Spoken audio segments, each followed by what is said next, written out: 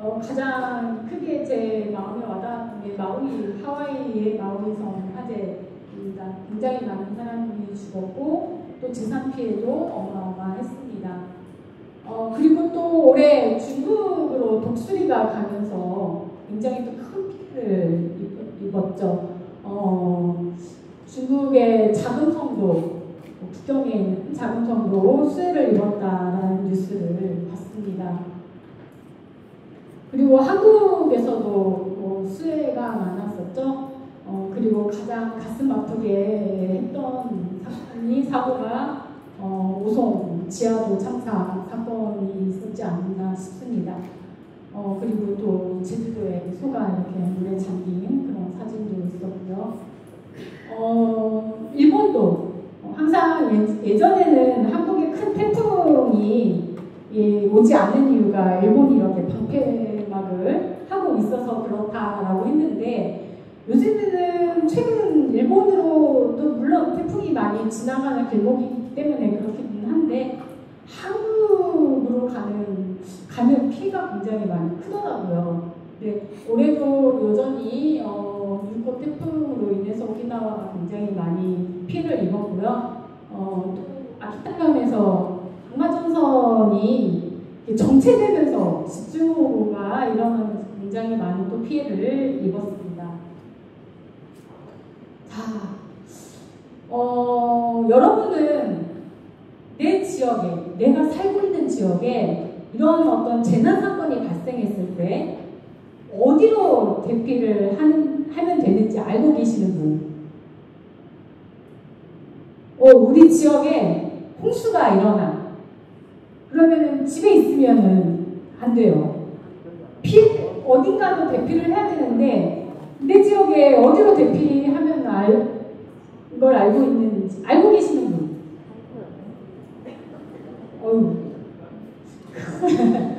큰일입니다. 네. 사실 제가 여기 이번에 발표를 기후변화에 관련된 일본의 사례를 말씀해달라고 연락이 와서 이렇게 자료를 만들면서 찾아봤는데요. 아무리 찾아봐도 그 행정안전부가 우리는 이런 재난 사고 관련돼서 관할을 하고 있잖아요. 그래서 홈페이지를 봤습니다. 그랬더니 대피소를 찾아봤더니 전부 지하 주차장으로 나오는 거예요. 그래서 왜 지하 주차장이지? 수해가 일어나면 지하 주차장으로 피난하면 다 죽는데 그런 생각이 들더라고요. 그래서 보니까 우리는 북한하고 지금 휴전 중이라 공습이 있을 경우 지하 주차장으로 대피를 해라. 지하 주차장만 나오더라고요. 그래서 내 부모님이나 내 형제가 살고 있는 지역에 만약 동생이 살고 있는 데는 바로 하천역 아파트여서 5층인데 그래도 위험하겠더라고요. 그래서 어디로 대피해라 이렇게 말을 해주고 싶어도 지하주차장으로 가가 그러면 안 될 것 같아서 찾아봤는데 장소가 어딘지 잘 모르겠어요. 어려웠습니다. 그래서 일본 이야기를 할 건데요. 일본은 굉장히 많은 자연재해와 재해들이 많습니다. 먼저 지진, 화산, 그렇죠. 그리고 태풍도 그렇고 폭우, 폭설, 또 돌풍, 산사태 굉장히 많은 그런 재해가 많은 나라인데요. 올해로 광동 대지진 이런 거짓 소문으로 우리 한국이 굉장히 많이 죽었던 광동 대지진 여기 100년이라고 합니다. 그리고 또 한신 아와지 대지진, 그다음에 2011년에 일어난 동일본 대지진, 그래서 후쿠시마 원전이 폭발하면서 지금도 굉장히 그 문제가 끝나지 않고 전 세계를 괴롭히고 있죠. 이런 문제들이 일어나면서 그 재해 관련된 어떻게 방지하고 대피를 하면 되는지에 대해서 굉장히 일본이 중점적으로 정책이나 교육이나 이런 부분을 열심히 하고 있습니다. 2018년에 오카야마 현에서 7월에 그 장마전선으로 인한 집중호우가 있었는데요. 이때 약 200명이 죽었다고 합니다. 근데 그 돌아가신 분들 중에서 대부분이 고령자이세요.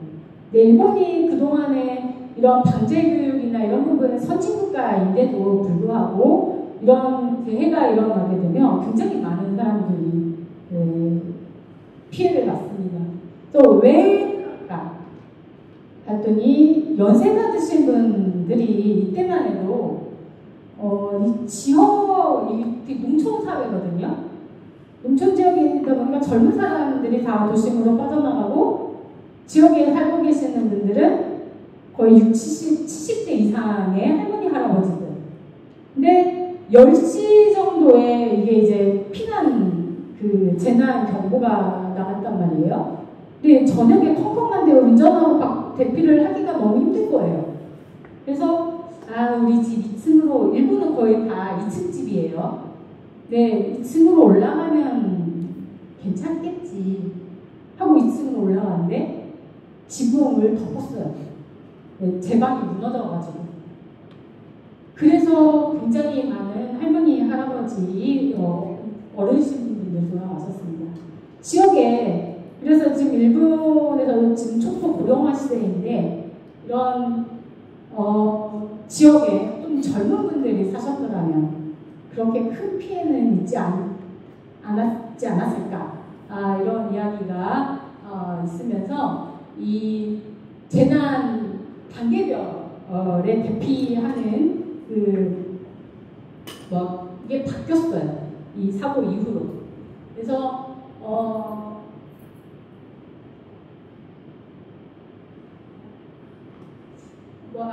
지금 바뀐 검열에는 경계 레벨 3 정도가 되면 연세 드신 분들을 먼저 피난을 하게 됩니다. 아이들, 집에 어린 아이가 있거나, 그 다음에 이제 할머니, 할아버지들. 경계 레벨 3에서부터 대피를 시작을 하고요.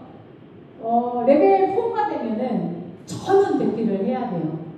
이런 경보음이나 재난 방송, 라디오, 텔레비에서 계속적으로 나옵니다. 안내방송. 그리고 일본은 지역마다 지진이 원래, 일본은 세계 플레이트가 전부 다 지진이 아주 많은 나라예요.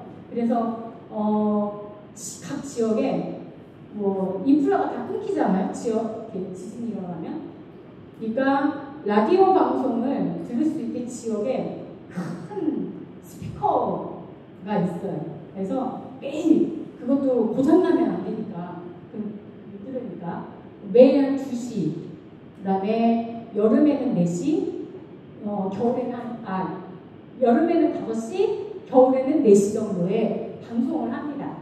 이렇게 멜로디를 틀어주기도 하고, 이렇게 해서 각 시에서는 각 지역에 안내방송을 할 수 있는 스피커가 잘 움직이고 있는지를 그렇게 해서 매일 확인을 하는데요. 이렇게 위기경보 단계가 그 이후에 바뀐 거예요. 설마 여기까지 오겠어? 설마 내가 어떤 그런 위기에 처하겠어? 이렇게 생각을 하면 안 되는 거예요. 일단 이렇게 위기경보 레벨이 딱 뜨면은 무조건 내 생명을 지키기 위해서 대피를 해야 합니다.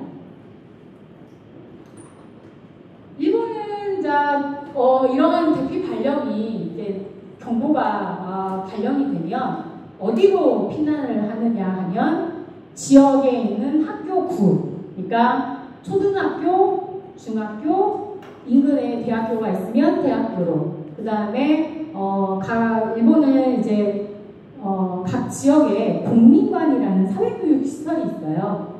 예를 들면 한국에 이야기하면 어떤 이렇게 커뮤니티 센터 이런 시설들이 있기 때문에 그쪽으로 많이 대피를 하게 됩니다. 근데 이제 해일이 왔을 경우, 부산에 여기도 바닷가잖아요. 만약에 우리나라도 지진 안정국이 이제 아니에요. 우리도 작년인가 재작년에 부산인가? 그래서 진도 4 정도. 며칠 전에 이렇게 보니까 우리 동해 쪽으로도 2.5, 3 이런 지진들이 좀 있더라고요. 그렇게 바닷가에서 지진이 일어나게 되면 해일이 일어나게 되는데 이 해일이 일어나면 어디로 도망을 가야 될까요? 대피를 해야 될까요? 저 여기 와서 한번 봤어요. 부산에 와서 어디로 가면 되지? 해일이 일어나면 무조건 높은 곳으로 가야 합니다. 무조건. 산이 있더라고요. 산을 향해서 가야 돼요. 그래서 이렇게 일본은 각 지역에 어디로 가야 되는지가 잘 되어 있습니다. 그래서 일본 그리고 이제 그 동일본 2011년에 동일본 대지진이 일어나면서 일본에 이런 재난이나 방재 교육에 대해서 일본에서 그 중점적인 일본형 모델로 방재 교육이 들어가 있는데요. 그 이외에도 뭐 해양 플라스틱 문제나 기후 변화도 물론 그렇지만 기후 변화와 방재 교육이 같이 연계돼서 지금 실시가 되고 있고요. 여성의 empowerment도 일본형 모델에 들어가 있습니다. 굉장히 많은 그 각 정부 부처에서 방재 교육, 기후 변화와 방재 교육을 전략적으로 실시를 해라가 되어 있고요. 모든 곳에서 재해가 일어났을 때 그거에 대비할 수 있는, 그리고 그 재난을 조금이라도 피해를 감소할 수 있는 그런 활동들이 굉장히 많이 이루어지고 있고요. 이 전략적인 부분으로 보면 벌써 뭐 수도권의 인구 분산인데 수도권 인구 분산이 좀 어렵더라고요. 그렇지만 지금 중요한 기업, 산업들은 각 지방으로 흩어지고 있습니다. 뭐 파나소닉이나 뭐 소니 같은 경우도 동경보다도 본사가 뭐 오사카나 나고야나 이쪽 큰 다른 지역으로 분산이 되어 있고요. 그다음에 인플라를 재설비 중입니다. 지진에 강한 뭐 수도관을 교체를 하고 우리 지역에서도 몇 년 전에 그런 공사를 한 것을 봤고요. 그다음에 이제 굉장히 탈탄소 사회로 가기 위해서 재생에너지를 실시를 하고 있거나 뭐 전기자동차도 조금씩 한국보다는 아니지만 일어나고 있는 상황이고요. 그래서 또 하나는 이제 이 방재 교육을 왜 하느냐인데요. 스스로 생명을 지키기 위해서. 또 하나는 나만 아니라 모든 사람이 다 함께 살기 위해서 이렇게 해서 자조와 공조를 강조를 하면서 방재 교육을 실시를 하고 있습니다.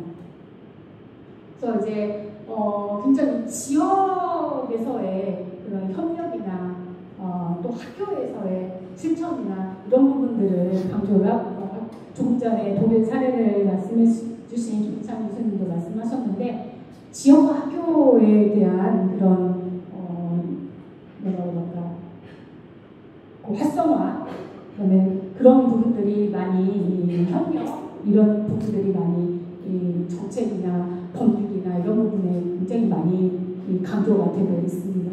그리고 이제 이런 설마하지 않고 바로 즉각적으로 행동으로 실시할 수 있도록 그러기 위해서는 의식 변혁이 필요하고 또 행동의 변혁이 필요하기 때문에 방재 교육에 대해서 굉장히 학교에서도 지역에서도 강조를 하고 있습니다.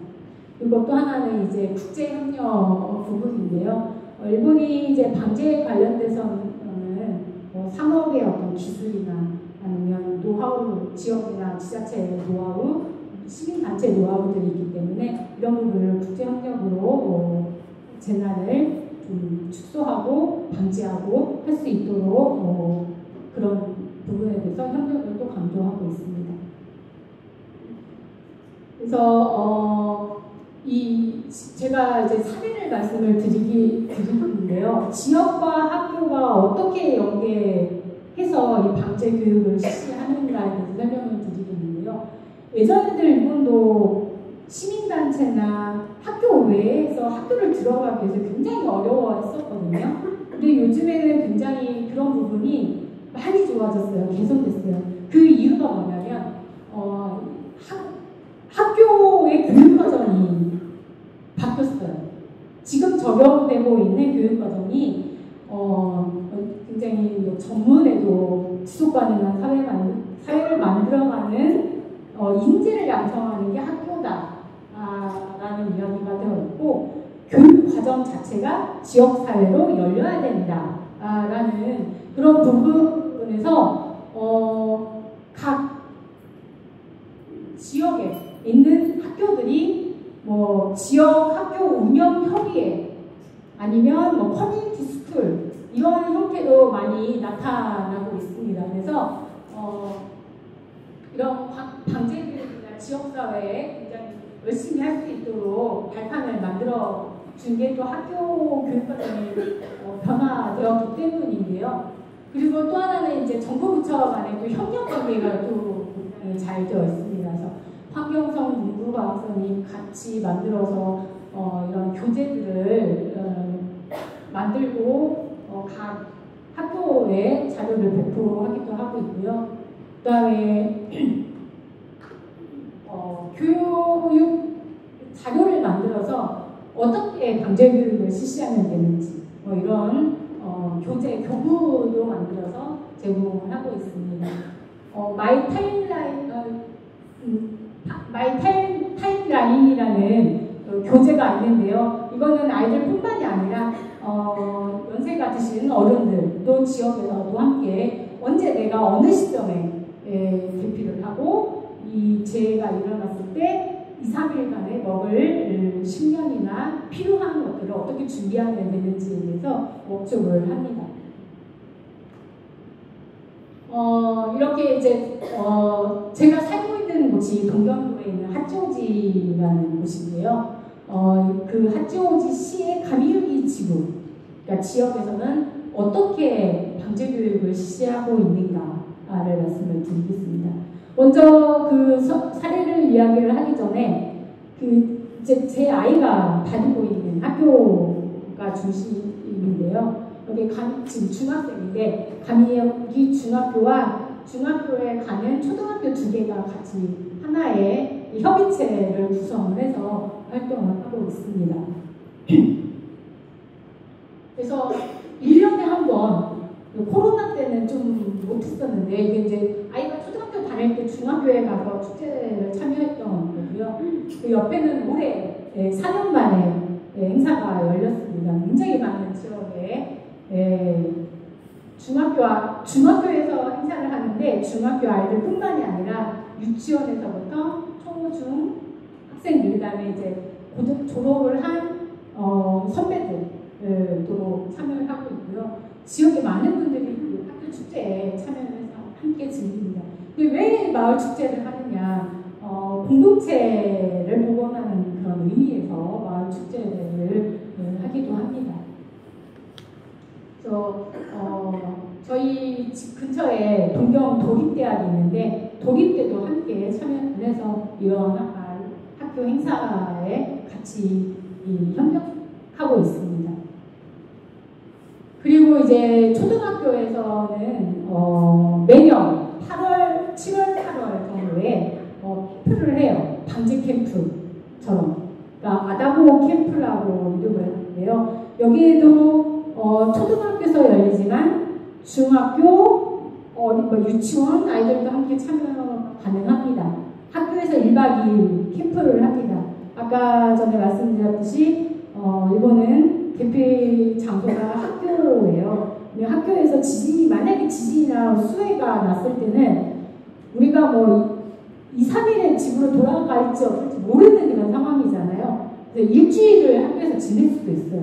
그렇기 때문에 학교에서 어떻게 잘 지내고 또 중학교 아이들은 그 지역사회에 어떻게 일주를 할 것인가에 대해서 이 캠프를 통해서 배우게 됩니다.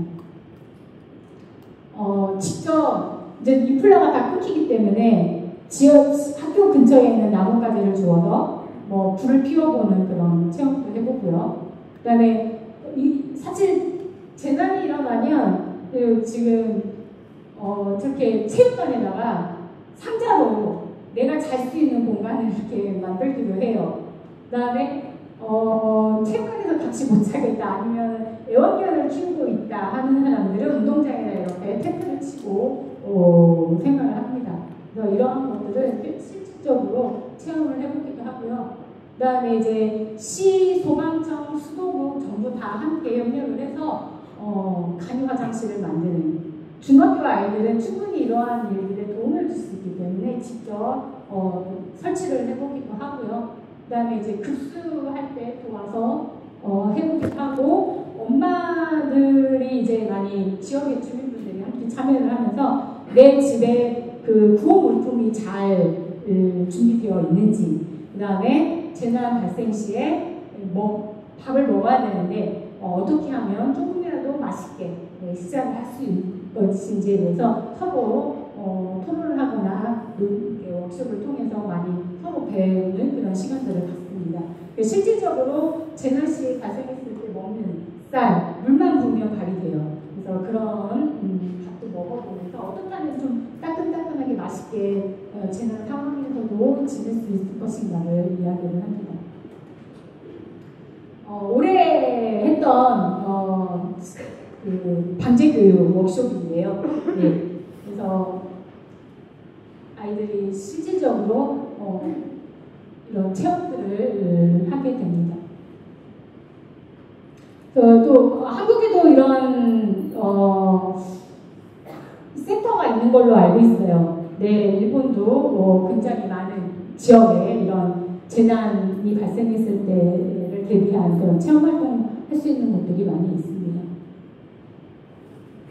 이렇게 지역과 학교가 협력을 하면서 서로 그 상승 효과가 있는데요. 학교에서는 교사가 할 수 없는 것들을 지역에서 함께 하면서 교육을 할 수 있다는 그런 좋은 점이고요. 지역에서는 지역의 어르신들이나 또 학부모들이 이런 교육 활동에 일조할 수 있다는 거에 대해서 스스로가 자부심을 갖기도 한다고 합니다. 그렇지만 여전히 여러 가지 과제들이 있는데요. 학교가 여전히 권위적이다 보니까 민간단체에서 학교와 협력하기를 아주 많이 어려워하기도 하고요. 또 하나는 지역에 있는 코디네이터가 없으면 학교와 지역을 서로 연결해 주는데 굉장히 많이 힘듭니다. 그래서 이러한 부분들이 갖춰짐으로 인해서 학교와 지역과 그다음에 지역 주민 여러분들이 교육 활동에 지역도 학교도 굉장히 좋은 효과를 발휘할 수 있지 않을까 합니다. 네, 이상으로 시간이 다 되어가지고요. 발표를 마치겠습니다.